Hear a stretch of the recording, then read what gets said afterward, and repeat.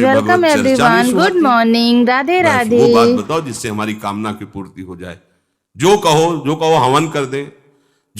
ये हवन से, ये ताबीज बांधने से, ये घोड़े की नाल की अंगूठी पहनने से ये बुरा लगेगा सबको। कुछ नहीं होता, कुछ नहीं होने वाला। पापाचरण करो, पूरा एक टैंकर तेल चढ़ा दो शनि भगवान में, पर तुम्हारा नाश करेंगे। क्योंकि वो तेल से प्रसन्न नहीं होते, वो हरि के शरणागत से प्रसन्न होते। ये सब हरि के अनुचर हैं, सब हरि के अनुचर हैं। जानकी नाथ सहाय करे तो कौन बिगाड़ सके नर तेरो। है ये शुक्र शनिचर राहु केत सब क्षण में हुई है तेरे चेरो। जानकी नाथ सहाय करे कौन बिगाड़ सकता। महाप्रभु हरिवंश चंद्र जी करे जो पे कृष्ण चरण मन अर्पित तो करी है का नवग्रह रंक। ये बेचारे नवग्रह भिखारी क्या तुम्हारा कर सकते हैं। यदि तुम बादशाह श्री कृष्ण के दास हो तो ये चाहे जिस नक्षत्र में बैठे हो तुम्हारे अनुकूल चलेंगे, तुम्हारे अनुकूल चलेंगे। तेल चढ़ाने की जरूरत नहीं, अपने को चढ़ा दो श्री हरि के चरणों में। और हरि से विमुख हो तो तेल नहीं, तुम चाहे तेल की फैक्ट्री इन्हीं के ऊपर लगा दो। लेकिन ये सेवक हरि के हैं और हरि के तुम विमुख हो तो ये प्रसन्न हो ही नहीं सकते, तुम्हारा पतन ही होगा। पर ये संसार समझता नहीं। भगवान नाम से मतलब नहीं, भगवत आराधना से मतलब नहीं। अरे भाई ये लोकपाल हैं, जानते हो भक्त को भी काम क्रोध क्यों सताता है। ताकत नहीं इनकी प्रवेश कर जाए, अहंकार है इसलिए। और भगवान को अहंकार अच्छा नहीं लगता, इसीलिए भगवान के सब दूत हैं चढ़ बैठते हैं। देख तू कितना बड़ा साधक, कितना बड़ा भजनानंदी, दिखा हमें। अब फेल तो मैं भगवान की शरण, तो हो ना भगवान की शरण। और भगवान की शरण में हो जाए तो यही महासुख प्रदान करने लगते हैं। और कोई नहीं, इन्हीं के लड़का बच्चा है। द्वारिकाधीश के पुत्र रूप में कौन प्रकट हो रहा है। भगवान कामदेव, जो प्रद्युम्न अवतार है, साक्षात कामदेव हैं। कामदेव साक्षात आ रहे हैं। हम प्रभु से विमुख हो, कोई हमारा सहयोग कर सकेगा, कोई नहीं कर सकता। और अगर करने गया तो वो भी उल्टा टंग जाएगा। ये भी बात समझ लो। भगवान देख लो, हम आपको उदाहरण बता रहे हैं। तो कैसे काशी नरेश, पौंड्रक, ये सब मिलकर भगवान के विरोध में हुए। भगवान ने सुदर्शन चक्र को छोड़ा, काशी नरेश पौंड्रक सबका उद्धार किया। और काशी नरेश का पुत्र था सुदक्षिण। उसने विचार किया कि ये तो बहुत बड़े अपमान की बात है। भगवान शंकर की नगरी में रहता, काशी में महामृत्युंजय है, काल के भी महाकाल हैं। पंडितों से कहा ऐसा उपाय नहीं कि हम द्वारिका को भस्म कर दें। बोले है, भगवान शिव के ऐसे ऐसे मंत्र हैं कि वो तो विनाशकारी भी तो है ना, वो बहुत सुंदर भी है। कर्पूर गौरम करुणावतारम संसार सारम, करुणा के स्वरूप है। आशुतोष नाम है। एक चुल्लू जल ऐसा कोई देवता नहीं मिलेगा जो संसार में कोई देवता नहीं खाता, वो इन पे चढ़ाए जाते हैं। अकौड़े का फूल, धतूर का फल ये कोई पता है? नहीं पता। इतने से वो प्रसन्न, इसीलिए वो आशुतोष रीझ जाए तो पूरा नगर का नगर सोने का ऐसे दे दिया, लंका उन्हीं दे दिया।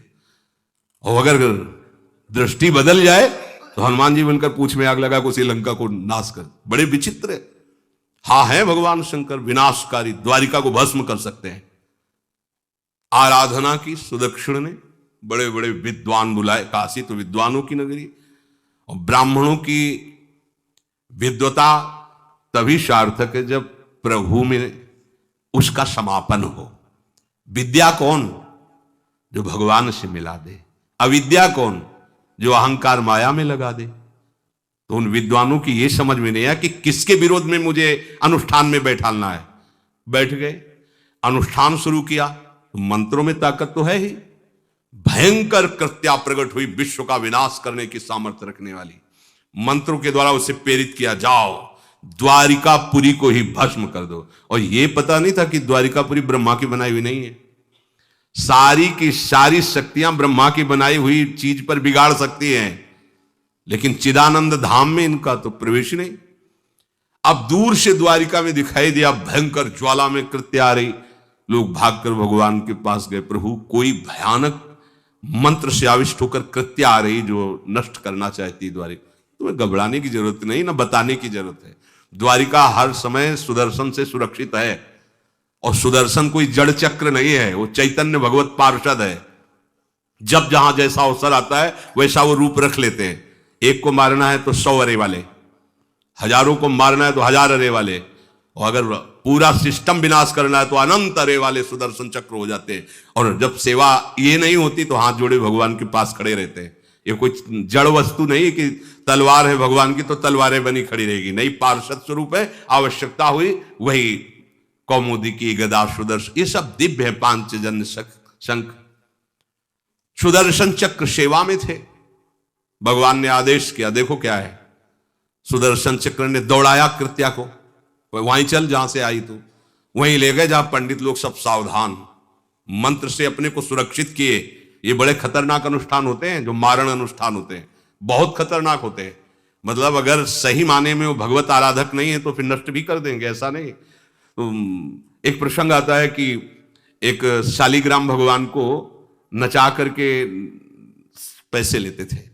बहुत से लोग इकट्ठा हो गए, तो चमत्कार को देखने वाले संसारिक जन होते हैं, तो ऐसे शालिग्राम रखते, ऐसे करते, शालिग्राम ऐसे ऊपर उठते, ऐसे ऐसे ऐसे ऐसे नचाते, और लोग अरे देखो भगवान इनके इशारे से नाच रहे हैं। ऐसा एक भक्त तो उसी नगर में एकांत में भजन करते थे, बड़े कई शिष्य उनके थे, भिक्षा मांगने हो गए, उन्होंने देखा, आके गुरुजी से उनका ऐसा भक्त कभी कर ही नहीं सकता। भगवान का भक्त अपने भगवान को प्रदर्शन नहीं बनाता, ये तो कोई तांत्रिक है, भक्त नहीं है। भक्ति की अलग संज्ञा होती है। ये कोई तंत्र सिद्ध आदमी है जो भक्ति का नाटक करके लोगों को ठग रहा है।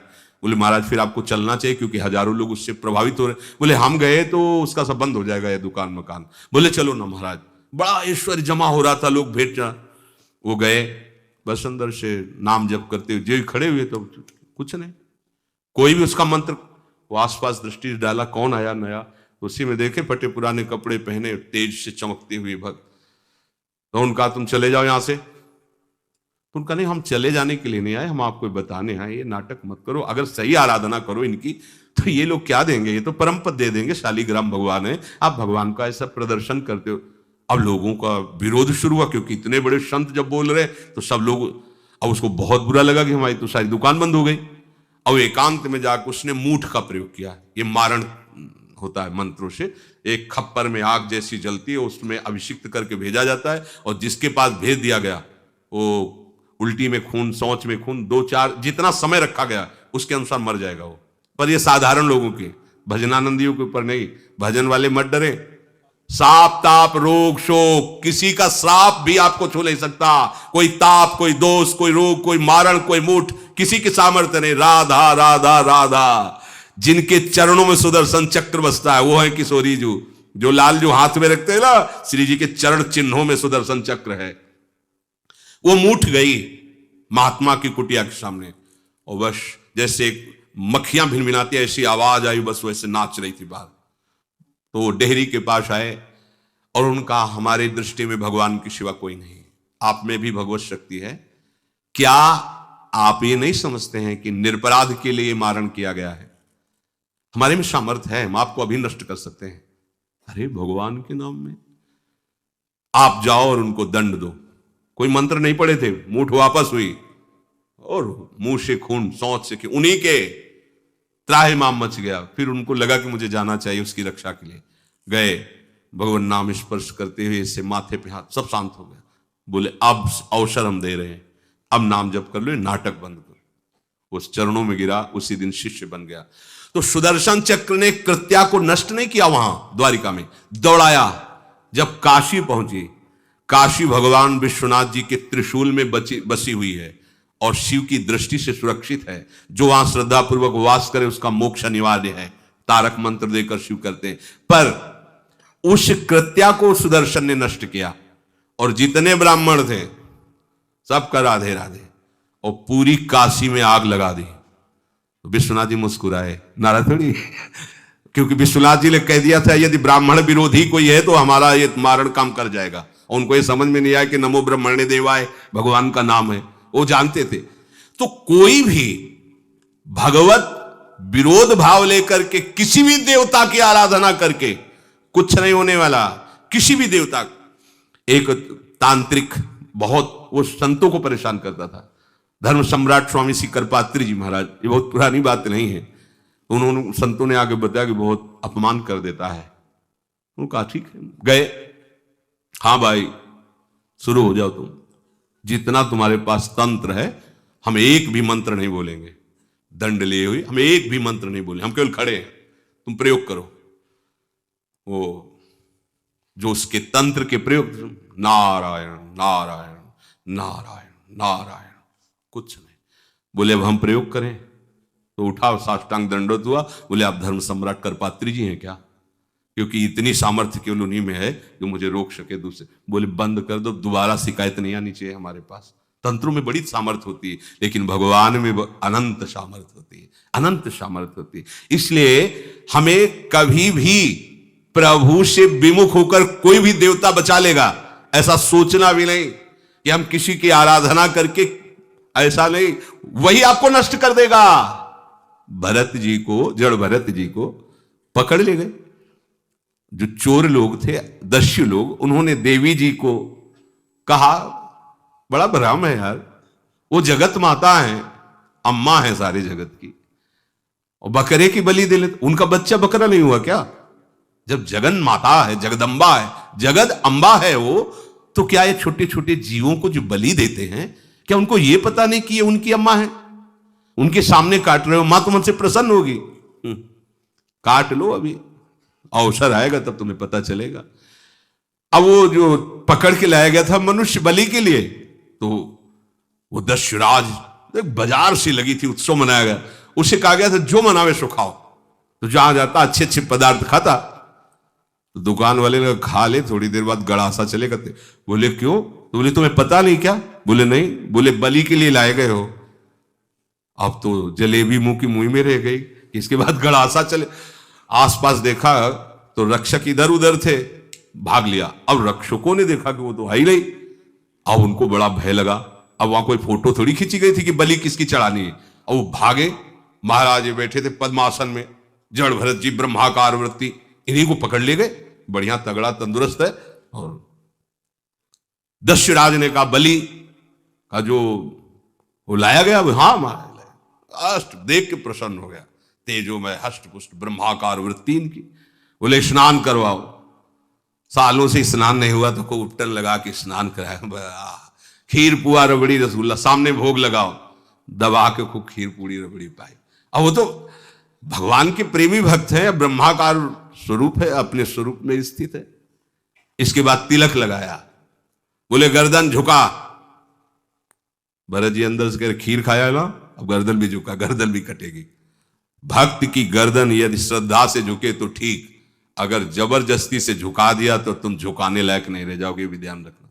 क्योंकि ये गर्दन अब गर्दन नहीं, ये किसी और की शान बन चुकी है। भक्त की गर्दन किसी की शान है, और वो उनकी शान है जो सबकी जान है। देवी जी की मूर्ति में आग लग गई, दाह शक्ति पैदा हो गई। जे ही जड़ भरत जी का शरीर ऐसे किया, फाड़ करके मूर्ति भद्रकाली प्रकट हो गई। और जो गड़ासा काटने, उसी को उठाया, काट काट के उन्हें दस्युराज से लेकर समस्त सांप को काट करके खून की होली खेल दी। भरत जी ने देखा जब कोई काटने वाला नहीं है, तो बोले ठीक है अब चलो पचाने के लिए टहलते हैं, थोड़ा खीर पुआ खाया, चल दिए, कोई रोक। देवी जी से एक बार भी लिखा कि मां बड़ी कृपा है। जो भगवान का भक्त है वो दूसरे की कृपा भी नहीं मना सकता। नहीं, एक बार भी मुड़कर ऐसा प्रसंग नहीं आया कि देवी जी के देखो बड़ी रक्षा कर, कुछ नहीं। प्राण जाने पर कोई भय नहीं, रक्षा होने पर किसी की स्तुति नहीं। अपने मंगल विधान, हरि आश्रय। सत्संग हरि आश्रय देता है, बहुत बड़ा बल हरि है, मान लो। एक दिन आपसे कह रहे थे कि जब आपने देखा नहीं उनको, उनसे बात नहीं हुई, और आप उनके जनों से बात सुनकर उनकी तरफ चल पड़े, इस बात से हरि आपके ऋणी हो जाते हैं। भगवान इसी बात से ऋणी हो जाते हैं। बस ये बात आप हृदय में बैठा लीजिए। जैसे लोग प्रश्न करते हैं ना कि हमने भगवान को देखा नहीं, भगवान क्यों, हम कैसे, किसी की बात तो मान लो ना। आप मान लो, वो तो आपके अंदर भी बैठे हुए हैं, वो आपको इतना प्यार देने लगेंगे, जहां कोई सहायक नहीं होगा वहां हरि आपको दिखाई देंगे। देख लेना, बिगड़ी ऐसे क्षण में बन जाती है, ऐसा लगता है गला कटा तो वो तलवार गले तक आएगी, हार बनकर सुगंधित फूल बन जाएगी, पर गले तक आने आने तक तुम्हारी निष्ठा देखी जाएगी। नहीं नहीं, बस मेरे हरि का यही विधान, वो आते आते हार बन जाएगी। वो तलवार तुम्हारा गला नहीं काट पाएगी, क्योंकि गले में हरि नाम चल रहा है, मान लो हमारी महालक्ष्मी चरण चापती रहती, क्या चाहिए तुम्हें, क्या चाहिए। आप सच्ची मानिए, क्या मतलब कितनी मलिनता छा गई है। हम इसको मार देंगे तो 2 लाख रुपए मिल जाएंगे, ये कर देंगे तो। अरे भैया, अगर तू हरि नाम जपेगा तो इसकी कीमत नहीं है, कीमत नहीं, अमूल्य वस्तु है। इसके ब्याज में तू कुबेर बन सकता है। मूल तो कभी खत्म होता ही नहीं है, ब्याज में तू ब्रह्मा बन सकता है। बनना तो चाहे। भक्तजन तो कहते हैं नहीं चाहिए मुझे ब्रह्मा का पद, परमेष्ठी पद, नहीं चाहिए सम्राट पद, नहीं चाहिए योग की सिद्धियां, मुझे प्रभु आपकी दास्ता चाहिए। ये बात कितना महासुख होगा उस भक्त को जो इन बातों को कह रहा है, नहीं चाहिए मुझे मोक्ष सुख नहीं चाहिए। वो ऐसे थोड़ी कह रहा है, श्रद्धा से नहीं कह रहा, अनुभूति से कह रहा है, मुझे नहीं चाहिए ये सब। इनमें वो सुख नहीं है जो आपके चरणों के समीप रहने में सुख है। नहीं सत्संग भजन नहीं हरि को, श्रवण न राम कथा अनुरागी। सुत बीत दार भवन ममता निसि सोवत अति न कबहु मति जागी। अरे तेरी बुद्धि सो रही है, जगा दे। पुत्र में, रुपया में, स्त्री में, मकान में, इसमें सबकी ममता होती है, सबकी, जितने सृष्टि में पैदा हुए। केवल सत्संगी की नहीं होती। जो असली सत्संगी है उसकी ममता प्रभु के चरणों में होती है, क्योंकि वो जानता है सब रूपों में प्रभु ही है, ये सब पसारा प्रभु का ही है, इसलिए ममता उसकी प्रभु के चरण। एक अहमता ममता, ये जग में है दुख जाई, ये जब श्री जी की ओर लगे तो होत परम। जाग जा, बिना जागे दुख दूर नहीं हो सकता। जैसे स्वप्न में हम देख रहे हैं कि समुद्र में डूब रहे हैं, अब जागृत में आसपास सैकड़ों नाव लगा दें तो बच जाएगा क्या वो? क्योंकि वो तो सो रहा है और वो स्वप्न में देख रहा है। अब हम नाना प्रकार के तैराकों को बाहर तैनात रखें तो उसको कोई सुख मिलेगा क्या? क्योंकि स्वप्न में उसको अगर सुखी करना है तो एक ही उपाय, जगा दे। जगा दो तो ना समुद्र रह गया ना डूबना रह गया। ऐसे ही संसार में मोह से ऐसे ग्रसित जीव है, भाई इतना ही सुखचार है, और उसी स्वप्न में वो दुख से निवृत्त होना चाहते हैं। अब हम बाहर से उनकी कामनाओं की पूर्ति करने वाली बात करें तो क्या वो सुखी हो जाएंगे क्या? इसीलिए कोई साधु जो भगवत मार्ग का पथिक है वो कभी सपोर्ट नहीं करेगा जाओ ऐसा, वो जाओ ऐसा ही है जैसे उस स्वप्न में समुद्र में डूब रहा है, बाहर से हम जल जहाज नाव तैराक सब लगा रहे हैं, लेकिन वो नहीं सुखी होगा, क्योंकि उसके सुख का कारण तब बनेगा जब स्वप्न हटे। स्वप्न तब हटेगा जब वो जागे। जो सपने सिर काटे कोई, बिन जागे दुख दूर न होई, तो उसको जगा दो। साधुजन क्या करते हैं? जगा देते हैं उसको। जागो, कहां मोह निशा सब सो निहारा, देखे स्वपन अनेक प्रकारा, यही जग जामिन जागे जोगी। योग भगवान से जो तुमने वियोग कर रखा है, तुम जगो। जेव ही जगोगे तो जे ही जाने जग जाए हेराई, जागे जथा स्वपन भ्रम जाई। कोई नहीं यहां। एक कल श्लोक, मत्तः परतरम नान्यत किंचित अस्ति धनंजय, मेरे सिवा कोई नहीं। ये कब पता चलेगा? जागने पर। तो हमें बहुत कुछ दिखाई दे रहा है, स्वप्न है। उमा कहूं मैं अनुभव अपना, सत हरि भजन जगत सब सपना। तो बोले तुलसीदास हरि नाम सुधा तजी, सठ हठ पियत विषय विष मांगी। अगर कहीं संतों के पास भी गए तो क्या मांग रहे हैं? हठ करके विषय विष मांग रहे हैं।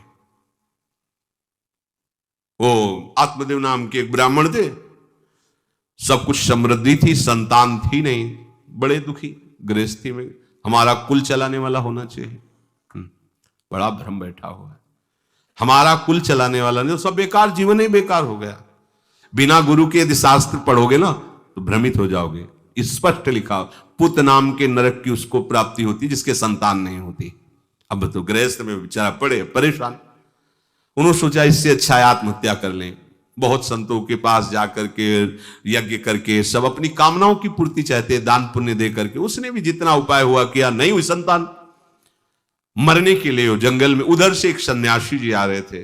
देखा साधु तो ब्राह्मण तो थे, उठे प्रणाम किया। देखा उनको उदास क्यों हो? उनका महाराज उदास ही नहीं, मैं तो आत्महत्या करने आया हूं यहां जंगल में। अरे ये तो महापाप है, आत्महत्या तो बड़ी दुर्गति का कारण है। बोले महाराज अगर आप बचाना चाहते हो तो आप कृपा करो। क्या क्या चाहते हो? बोले हमारे पास सब कुछ है, बेटा नहीं, बेटा नहीं दोगे तो हमारा जीवन बेकार। तो उन्होंने अंतर्दृष्टि से देखा और कहा 7 जन्म तक तेरे पुत्र नहीं भाग्य में तेरे लिखा है। तो उसने कहा फिर तो अभी मरते, आत्महत्या करते, हम 7 जन्म की बात, हम 7 दिन नहीं जिएंगे, हमें पुत्र चाहिए। संत का दयालु। देखो जिनके पास तपस्या और भजन का धन होता है, जब भगवान अधीन है तो कुछ भी कर सकते हो, कुछ भी कर सकते हैं। प्रारब्ध मिटाना कोई बड़ी बात नहीं। प्रारब्ध जानते, कोई देवता थोड़ी है, तुम्हारा पीछे का किया हुआ कर्म है। और इधर जोर का भजन है, भजन के प्रभाव से कर्म को नष्ट करने में देर थोड़ी लगती है। ये तो अच्छे शुभ कर्म करो तो तुम्हारा प्रारब्ध बदल जाएगा। भजन का प्रयोग प्रारब्ध बदलने के लिए थोड़ी है। पर वो ऐसा हट किए तो उनका देखो, हट करने से लाभ नहीं मिलता है। उनका हमें उपदेश नहीं, हमें पुत्र चाहिए। अगर आप भगवत प्रेरित होकर यहां आए हो तो आप हमें। तो उन्होंने तपस्या के बल से फल की रचना की और कहा जाओ अपनी पत्नी को ये फल पवा दो और इससे निश्चित पुत्र होगा। बहुत प्रसन्न, अब कामना पूर्ण थी तो देख लो, प्रभाव देखो कामना का। प्रसन्न हुए आए। धुंधुली नाम था उनकी पत्नी का, नाम भी बहुत बढ़िया था, धुंधुली। वो कहा कि देखो ये फल खा लो, तुम्हारी संतान हो जाएगी। बहुत मीठी बात बोलती थी, मृदुभाषी, कपट हृदय। अलग अलग क्षेत्र होता है, हृदय कपट और मुख में मीठी बात। बहुत संभल के व्यवहार करना चाहिए ऐसे लोगों से। मधुरिया बानी, मीठी, क्या मृदु भाषा। नहीं प्रीतम, आप चिंता मत करो, फल ऐसे थोड़ी खाया जाता है, नहा धो के पवित्र होके फिर। हाँ उनका ये बात, तो आप अपने काम में लगो, हम पा लेंगे ऐसा। अब आपको विश्वास है? बोले विश्वास तो है, इसमें क्या विश्वास, आप भी तो चाहती ना पुत्र हो। बोले हाँ। वो जो ही गए सो अपनी बहन को बुलाया और कहा सुनो, अभी तो हम 4-5 रोटी कढ़ी चावल सब पा लेते हैं, पूड़ी खीर पुआ। गर्भ रहेगा तो पेट तो उसी से भरा रहेगा, तो हमारा भोजन रुक जाएगा। बोले हाँ ये तो बात है। जब पेट बढ़ेगा, अगर घर में आग लग गई तो फिर हम भाग नहीं पाएंगे, तो हम जल जाएंगे। ये निगेटिव सोच वाले लेते। और पंडित जी तो इसी बात में लगे कि गर्भ रह जाए तो क्या करें, तुम्हारा हम खाएंगे तो है नहीं पक्की बात, पर करे तो क्या करें। पंडित जी को कैसे समझो? उनका देखो एक बात है, हमारे गर्भ है, हमारे कई लड़के हो चुके हो, गरीबी है ही है हमारे यहाँ, तुम कुछ पैसा दे देना और ये नाटक करना कि मैं गर्भवती हूं, बच्चा समय होने पर हम पहुंचा देंगे, हम घोषित कर देंगे हमारा बच्चा मर गया। तो पंडित जी को तुम नाटक में बताते रहना कि गर्भ है, बच्चा हो जाए। पंडित जी कह देना बच्चा हो गया है, तो बोले दूध पिलाने की समस्या आएगी। तो बोले ये तुम कह देना कि पहला पहला बच्चा है, हमारे वक्षा स्थल में दूध नहीं, हमारी बहन का था तो मर गया बच्चा, तो उनको बुला लेती तो बात बन जाएगी, बढ़िया बात हो गई। परीक्षा के लिए फल गाय को खवा दो, गाय को खवाया। ठीक समय पर गोकर्ण जी प्रकट हुए, दिव्य तेजो में बालक, कान केवल वो गाय के, बड़े ही विद्वान और भगवत भक्त संत के द्वारा। कहा था 7 जन्म तुम्हारे भाग्य में, बच्चा नहीं तो नहीं है। देखा, गाय के हो गोकर्ण जी प्रकट हुए। उधर उनके जो बच्चा पैदा हुआ वैसे ही नाटक के द्वारा पहुंचा दिया गया, वैसे ही पूरा जैसा पहले पक्का हुआ। अब उसने कहा कि हमारे तो स्तनों में दूध नहीं, हम अपनी बहन को बुला लें, उनका बच्चा मर गया। हाँ हाँ हमारा बच्चा स्वस्थ होना, आप बुला लो, उसको हम धन भी देंगे, वो हमारे बच्चे की सेवा कर। अपने नाम से जोड़ करके उसका नाम रखा धुंधकारी, धुंधुली और धुंधकारी, अज्ञान का साक्षात स्वरूप। और जैसे ही वो अवस्था बढ़ती गई तो उसके पापाचरण बढ़ना शुरू किए। बच्चों के साथ खेलता, खेलते हुए बच्चों को उठा लेता और कुएं में डाल देता, मतलब घोर अत्याचार। गोकर्ण जी हर समय भजन साधन शास्त्र स्वाध्याय। जब और बड़ा हुआ तो माता जी को अपने डंडों से रोज पूजन करता और पिताजी को गाली लात थप्पड़। पिताजी तो रो पड़े। गोकर्ण जी से कहा कि बेटा हमारी गाय से प्रकट हुए पर भरोसा आप ही का है, बचा सकते हो। तो बोले पिताजी जाओ यहां से, भाग जाओ यहां से, एकांत जंगल में जाकर भगवान श्री हरि का भजन करो। उन्होंने 2 श्लोकों में उपदेश किया। दूसरा श्लोक है, धर्मम भजस्व सततम त्यज लोक धर्मान सेवन सदा साधु पुरुषं जहि काम तृष्णाम अन्यस्य गुण दोष चिंतन मास मुक्त्वा सेवा कथा रस मोहो नितराम पिबत्वम। हे पिताजी, अब तुम लोक धर्म का त्याग करके भागवत धर्म को स्वीकार करो। एकांत में जाकर साधु महापुरुषों के संग से उनके उपदेश के अनुसार आचरण करो। प्रभु की लीला कथा सुनो। ना कोई कामना, ना कोई तृष्णा, किसी के गुण दोष का वर्णन मत करना और सदैव भगवत सेवा भावना में रहना। इसी जन्म में तुम्हें भगवत प्राप्त। वो तो उधर गए, इतनी पिटाई की उसने मां की, मां कुएं में गिरकर आत्महत्या कर ली। फिर तो मनमानी आचरण, कुछ वैश्याओं को रखा और चोरी करके लाया। वैश्याओं ने सोचा किसी दिन पकड़ा जाएगा ये और हम, तो उसके हाथ पैर बांध दिए चारपाई में, ला के मुख में अंगार ढाल, वो मरा भयानक प्रेत। कामना ने क्या किया? सर्वनाश। किसी को हरि विमुख होकर कभी सुख मिल सकता है?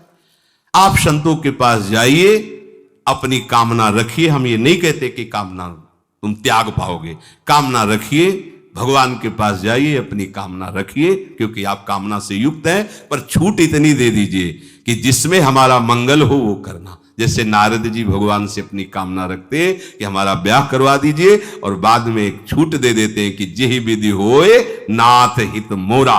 तो हरि को अच्छा लगेगा, गुरुजनों को अच्छा लगेगा कि इस कामना से इसका कोई जीवन बाधित नहीं होगा, वो पूर्ण भी कर देंगे। और अगर लगा कि इसका पतन हो जाएगा तो आप रोते रोते भी कामना की पूर्ति नहीं करेंगे। उत्तम बात तो यह है कि कामना हरि की प्राप्ति की करो, वो सर्व सुख स्वरूप हैं। किसी का अन्य आश्रय, अन्य बल ना लेते हुए अपने श्यामा श्याम के चरणों का आश्रय लेकर निरंतर भजन करो, तो ये अनुभव हो जाएगा कि सुख किसे कहते हैं। अभी तुम्हें परिचय ही नहीं मिला, सुख किसे कहते हैं। सुख सच्चिदानंद है, सुख एक रस है, सुख अविनाशी है। वो सुख सदैव बढ़ता रहता है, घटता कभी नहीं। एक रस होते हुए भी प्रतिक्षण वर्धमानम है, कभी कभी अंत नहीं होता इस सुख का। ऐसे अनंत सुख के लिए हमें मनुष्य जन्म मिला है। प्यारे, इसे मत खोइए। हर समय राधा राधा राधा राधा राधा, और किसी को दुख मत दीजिए। कोई गंदा नशा मत कीजिए, कोई गंदे आचरण मत कीजिए, गंदा भोजन मत कीजिए जिससे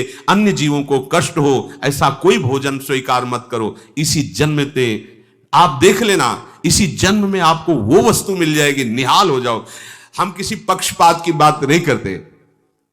अगर इस छाती को बचपन से अभी तक ऐसा, तो हम कह देते कि भाई आगे कुछ भी हो, कोई भी हमारी गलती हो, हम ये मान सकते हैं। पर हमें ये पता चला कि बचपन से आज तक जलता ही रहा, कभी शांति नहीं मिली, भागता ही रहा, पर कभी विश्राम नहीं मिला। पर हम ये आपको कह रहे हैं कि जैसा प्यार प्रभु, वैसा अन्यत्र कहीं कभी कहीं नहीं मिला।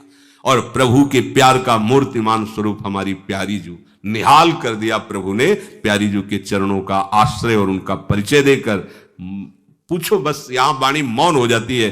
प्यारी जू तो प्यारी जू, और हम ही नहीं, आप सब महाभाग्यशाली है। वृंदावन आए, राधा किशोरी जू के घर में आए और उनकी चर्चा सुन रहे, उनके सिद्धांत सुन रहे। कहीं ना कहीं आपके अंदर उनकी तरफ बढ़ने की इच्छा भी है। ये बहुत बड़ी बात है। बस इस इच्छा को, इस आशा को इतना बढ़ा लो कि कोई इच्छा न रह जाए, कोई आशा न रह जाए।